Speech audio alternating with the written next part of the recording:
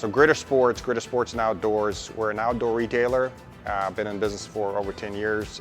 One of the ideas we've always had is we wanted to get into the climbing sports, outdoor camping, hiking, and things of that nature. And so having a large retail space that was concrete, while it looked modern, it was also lacking just inspirational part to it.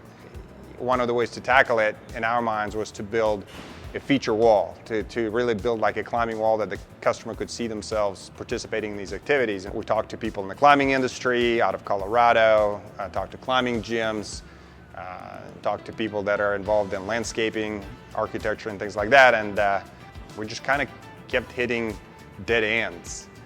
One of the people we were working with, he goes, well, I found a company. It's actually located here in Dallas-Fort Worth. He introduced me to Stuart, and Stuart came out. He saw a predicament, and he invited us to come over to the facility in Garland. The moment I stepped into that facility, I knew, we found our solution.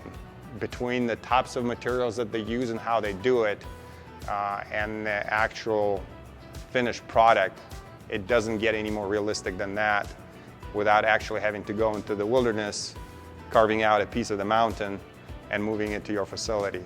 And I think it took them about 3 days, but it still blew my mind because when they came out and started building it, they brought 16 identical sheets, and I think they were like 10 by 10 or something in that realm.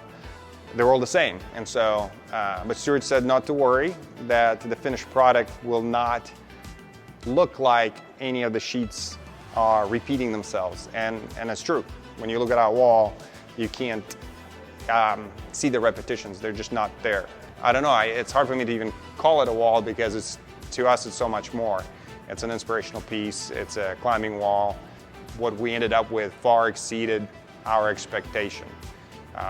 It literally feels as if our building ran into a mountain and now it's an integral part of it.